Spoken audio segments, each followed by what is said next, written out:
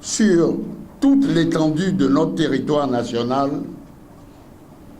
et dans toutes nos circonscriptions électorales, le peuple béninois a apporté dans les urnes, librement, calmement, au fond, un cinglant désaveu à la parodie électorale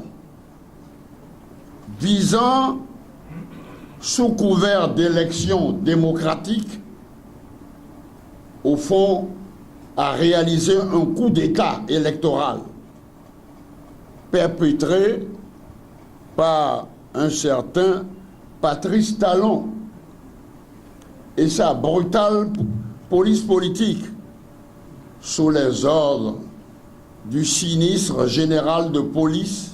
Le peuple béninois, à l'appel de la résistance démocratique nationale, a, dans un élan patriotique, prouvé on ne peut plus clairement, nettement, que Patrice Talon et le pouvoir dit de la rupture ont perdu depuis longtemps dans notre patrie toute légitimité, toute crédibilité. Le 28 avril 2019 est la journée de la résistance nationale contre le projet funeste de M. Patrice Talon visant à imposer un régime de tyrannie, de dictature, de despotisme aux antipodes du régime du renouveau démocratique qui, depuis une trentaine d'années, a consacré dans notre patrie la démocratie, l'état de droit, le pluralisme politique, la liberté d'expression et d'association, le consensus comme valeur principale de l'ordre constitutionnel. Le peuple a solennellement proclamé, et vous le savez à plusieurs reprises, qu'il n'y aura pas d'élection sans l'opposition. Dire des choses comme ça, une évidence de ce genre-là, ça surprend. Dans le pays de la conférence nationale souveraine, c'est pour mettre un terme à ça que s'est tenue cette réunion de toutes les forces vives de la nation. La population de nos villes et de nos campagnes, l'ensemble de la communauté économique des États de l'Afrique de l'Ouest, de l'Union africaine, de la communauté internationale, de l'Union européenne, des grandes chancelleries des pays démocratiques, la presse internationale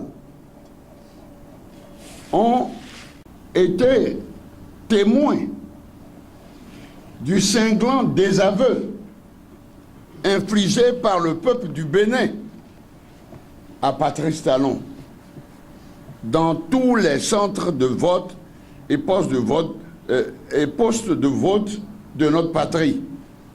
Alors, quelle conclusion? Il importe enfin, devant le souverain qu'est le peuple, que M. Patrice Talon tire toutes les conséquences du rejet à plus de 96% de son projet néfaste, dictatorial, de nomination de l'ensemble des 83 députés que compte notre Assemblée nationale. Nous sommes donc ouverts au pardon, qui nous présente sans délai des excuses publiques à notre peuple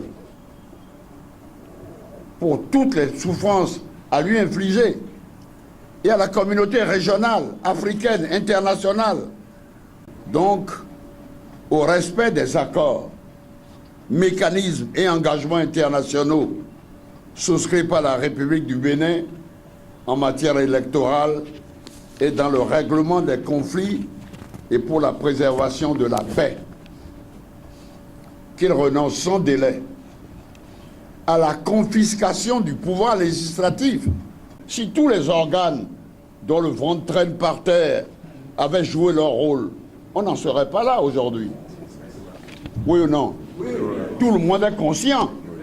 C'est que pour avoir, mettons, au fond, on n'a pas encore bâti en Afrique suffisamment d'institutions démocratiques fortes capable de dire non, de contrôler le pouvoir exécutif. On n'acceptera pas que 83 personnes nommées par décret dirigent ce pays. On dit non, qu'ils ne se fassent pas d'illusions. Alors, nous disons qu'il ne sert à rien donc d'exclure l'opposition. Tout le monde doit s'exprimer librement. Qu'il renoue le dialogue avec l'ensemble de la classe politique à l'effet de trouver, comme on avait proposé, des solutions consensuelles pour la tenue effective des élections législatives totalement inclusives, transparentes et crédibles dans un climat démocratique apaisé, dans l'unité, la paix et la cohésion nationale. On ne lui demande quand même pas, on peut dire, la mer à boire. On lui dit simplement, agis comme l'ont fait depuis tous les gouvernements, depuis la conférence nationale.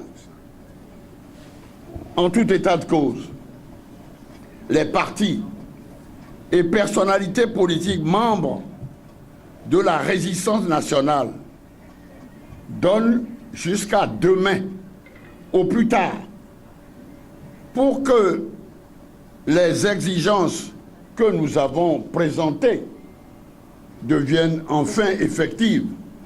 Notre patience a des limites.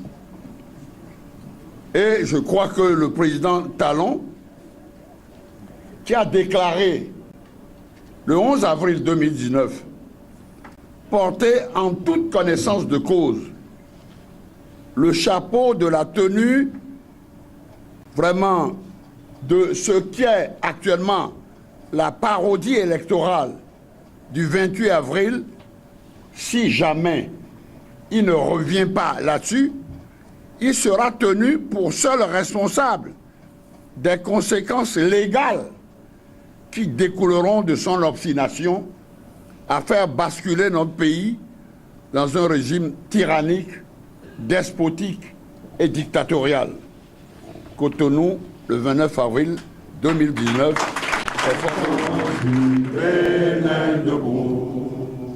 La liberté d'un cri sonore chante au premier feu de l'aurore, ô l'enfant du pays.